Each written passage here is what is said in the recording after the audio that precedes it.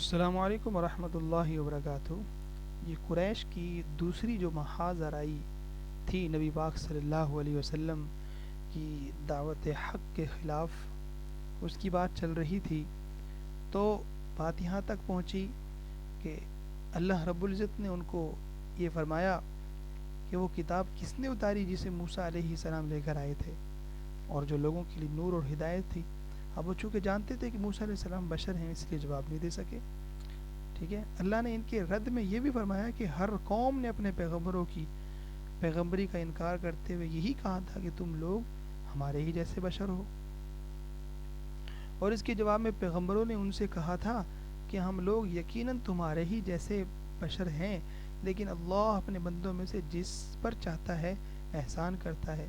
مطلب یہ کہ انبیاء اور رسول ہمیشہ بشر ہی ہوا کرتے ہیں، بشریت اور رسالت میں کوئی ٹکراؤ نہیں ہے، چونکہ انہیں اقرار تھا کہ ابراہیم علیہ السلام اور اسماعیل علیہ السلام اور موسیٰ علیہ السلام پیغمبر تھے اور بشر بھی تھے، اس لیے وہ اپنے اس شبہ پر زیادہ اصرار نہ کر سکے۔ اس لیے انہوں نے پینترا بدلا اور کہنے لگے، اچھا اگر ایسا ہے بھی کہ بشر پیغمبر ہو سکتا ہے، تو کیا اللہ تعالیٰ کو اپنی پیغمبری کے لیے یہی یتیم و مسکین انسان ملا تھا؟ یہ کیوں کر ہو سکتا ہے کہ اللہ تعالیٰ مکہ اور طائف کے بڑے بڑے لوگوں کو چھوڑ کر اس مسکین کو پیغمبر بنا لے؟ اللہ نے ان کا رد کرتے ہوئے فرمایا، کیا یہ لوگ تیرے رب کی رحمت تقسیم کرتے ہیں؟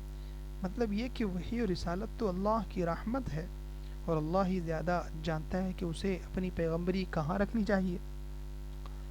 ان جوابات کے بعد مشرکین نے ایک اور پہلو بدلا اور کہنے لگے کہ دنیا کے بادشاہوں کے ایلچی تو خدم و حشم کے جلوں میں چلتے ہیں، ان کا بڑا جاہ و جلال ہوا کرتا ہے، اور ان کے لیے ہر طرح کے سامان جو زندگی کے ہیں وہ مہیا کیے جاتے ہیں۔ پھر محمد صلی اللہ علیہ وسلم کا کیا معاملہ ہے کہ وہ اللہ کے رسول ہونے کا دعویٰ کرتے ہیں اور انہیں لقمہ زندگی کے لیے بازاروں کے چکر بھی کاٹنا پڑتے ہیں؟ اس پر کوئی فرشتہ کیوں نہیں اتارا گیا جو ان کے ساتھ ڈرانے والا ہوتا، یا ان کی طرف خزانہ کیوں نہیں ڈال دیا گیا، یا ان کا کوئی باغ ہی ہوتا جس سے وہ کھاتے؟ اور ظالموں نے کہا کہ تم لوگ تو ایک جادو کیے ہوئے آدمی کی پیروی کر رہے ہو۔ اللہ نے اس ساری کٹ حجتی کا ایک مختصر سا جواب دیا کہ محمد صلی اللہ علیہ وسلم اللہ کے رسول ہیں، یعنی آپ کی مہم یہ ہے کہ آپ ہر چھوٹے بڑے، کمزور اور طاقتور، شریف اور پست، آزاد غلام، ہر ایک تک اللہ کا پیغام پہنچا دیں۔ لہذا اگر ایسا ہوتا کہ آپ بھی بادشاہوں کے ایلچیوں کی طرح جاہ و جلال، خدم و حشم، ازدلی اور جلوں میں چلنے والوں کے ساتھ بھیجے جاتے، تو کمزور اور چھوٹے لوگ تو آپ تک پہنچ ہی نہیں سکتے تھے، اور آپ سے کسی طرح کا استفادہ وہ کر ہی نہیں سکتے تھے، حالانکہ یہی جمہور ہیں۔ لہذا ایسی صورت میں پیغمبر بنانے کا مقصد ہی فوت ہو جاتا اور اس کا کوئی قابل ذکر فائدہ نہ ہوتا۔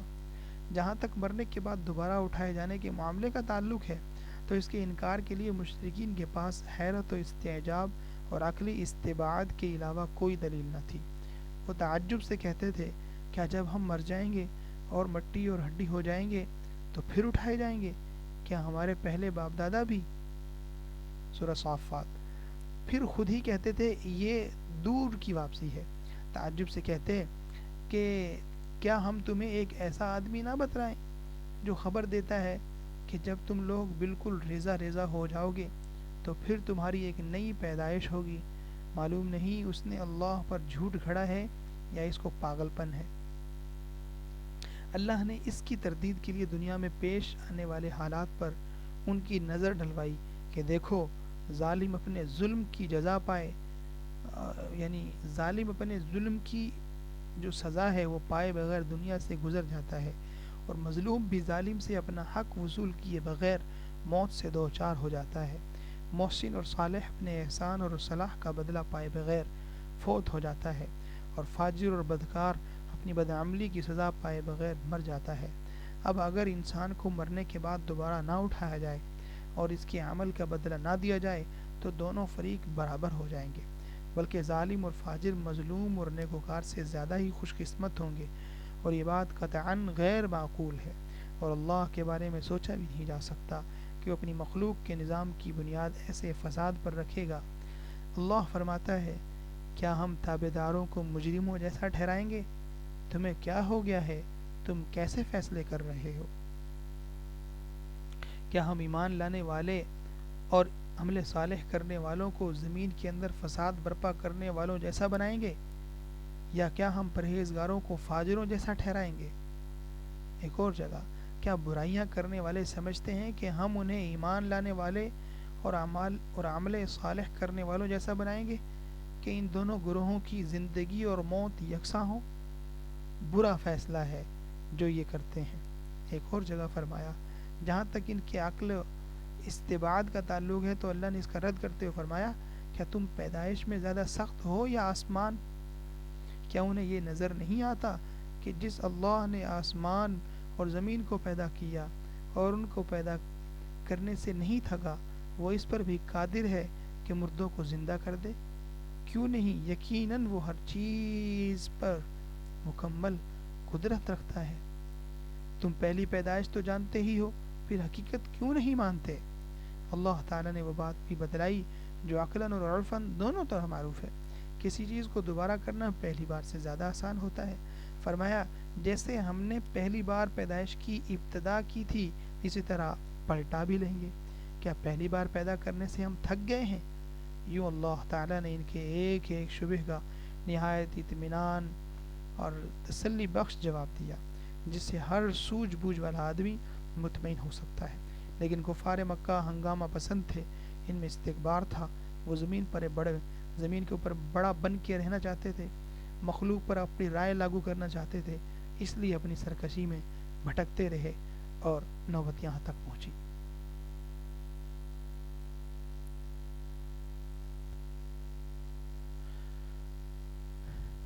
اگلی جو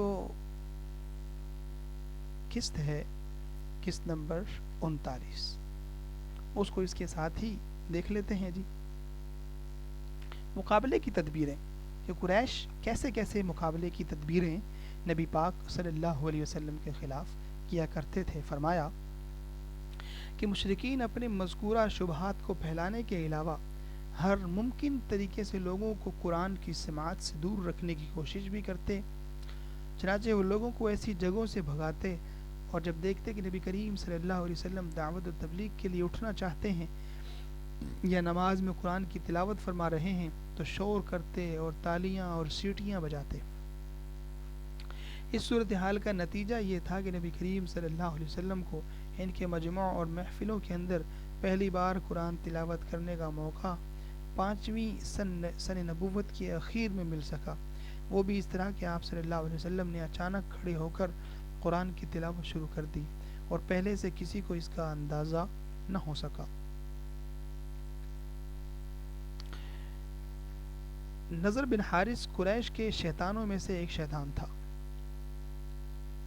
وہ حیران رہ گیا، وہاں بادشاہوں کے واقعات، رستم و جو اسفندیار کے قصے سیکھے اور پھر جو ہے واپس آیا تو جب رسول اللہ صلی اللہ علیہ وسلم کسی جگہ بیٹھ کر اللہ کی باتیں کرتے اور اس کی گرفت سے لوگوں کو ڈراتے تو آپ کے بعد یہ شخص وہاں پہنچ جاتا اور کہتا واللہ محمد صلی اللہ علیہ وسلم کی باتیں مجھ سے بہتر نہیں۔ اس کے بعد وہ فارس کے بادشاہوں رستم اور اسفندیار کے قصے سناتا، پھر کہتا آخر کس بنا پر محمد صلی اللہ علیہ وسلم کی بات مجھ سے بہتر ہے۔ نضر بن حارث نے ایک لونڈی خرید رکھی تھی، جب وہ کسی آدمی کے متعلق سنتا کہ وہ نبی کریم صلی اللہ علیہ وسلم کی طرف مائل ہے تو اس کو اس لونڈی کے پاس لے جا کر کہتا کہ اسے کھلاؤ پلاؤ گانے سناؤ، یہ تمہارے لیے اس سے بہتر ہے جس کی طرف تم کو محمد صلی اللہ علیہ وسلم بلاتے ہیں۔ دوسری طرف مشرکین مکہ نبی کریم صلی اللہ علیہ وسلم کو اذیت پہنچانے کا کوئی موقع ہاتھ سے نہ جانے دیتے۔ اس کام میں آپ کا چاچا ابو لہب اور اس کی بیوی سر فہرست تھے۔ نبی کریم صلی اللہ علیہ وسلم کے متعلق اس کا موقف روز اول سے ہی، جب کہ قریش نے اس طرح کی بات ابھی سوچی بھی نہ تھی، کٹر دشمنی کا تھا۔ اس نے بنو ہاشم کی مجلس میں جو کچھ کہا، پھر کوہ صفا پر جو حرکت کی، اس کا ذکر پچھلی اقساط میں ہم کر چکے ہیں۔ پیسے سے پہلے ابو لہب نے اپنے دونوں بیٹوں عتبہ اور عتیبہ کی شادی نبی کریم صلی اللہ علیہ وسلم کی 2 صاحبزادیوں یعنی حضرت رقیہ رضی اللہ عنہا اور حضرت ام کلثوم رضی اللہ عنہا سے کی تھی، لیکن بعثت کے بعد اس نے نہایت سختی اور درستی سے ان دونوں کو طلاق دلوا دی۔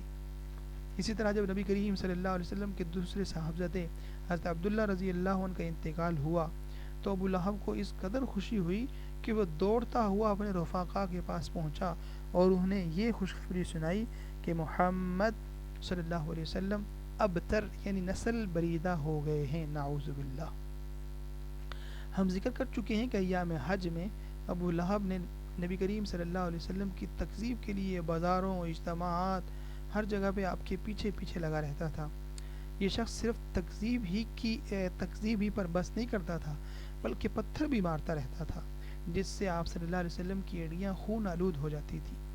ابو لہب کی بیوی ام جمیل جس کا نام اروا تھا اور جو حرب بن امیہ کی بیٹی اور حضرت ابو سفیان رضی اللہ عنہ کی بہن تھی، وہ نبی کریم صلی اللہ علیہ وسلم کی عداوت میں اپنے شوہر سے پیچھے نہ تھی، چنانچہ وہ نبی کریم صلی اللہ علیہ وسلم کے راستے میں اور دروازے پر رات کو کانٹے ڈال دیا کرتی تھی۔ خاصی بد زبان اور مفسدہ پرداز بھی تھیں، چنانچہ نبی کریم صلی اللہ علیہ وآلہ وسلم کے خلاف بد زبانی کرنا، لمبی چوڑی دسیسہ کاری اور افتراء،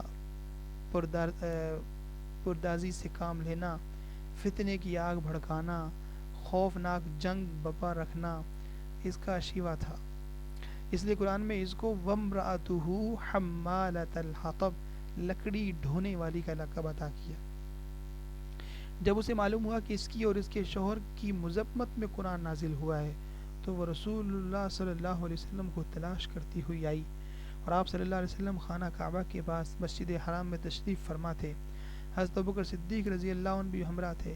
یہ مٹھی بھر پتھر لیے ہوئے تھی، سامنے کھڑی ہوئی تو اللہ نے اس کی نگاہ پکڑ لی اور وہ رسول اللہ صلی اللہ علیہ وآلہ وسلم کو نہ دیکھ سکی، صرف حضرت ابوبکر صدیق رضی اللہ عنہ کو دیکھ رہی تھی۔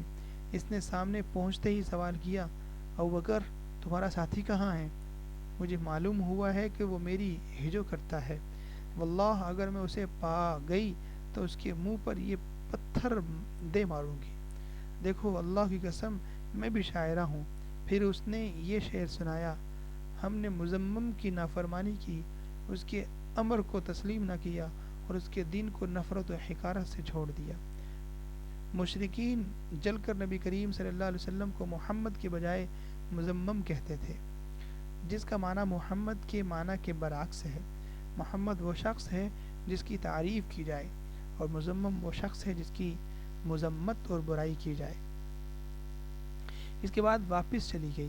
حضرت ابوبکر صدیق رضی اللہ عنہ نے کہا، یا رسول اللہ صلی اللہ علیہ وسلم، کیا اس نے آپ کو دیکھا نہیں تھا؟ آپ صلی اللہ علیہ وسلم نے فرمایا کہ نہیں، اس نے مجھے نہیں دیکھا، اللہ نے اس کی نگاہ پکڑ لی تھی۔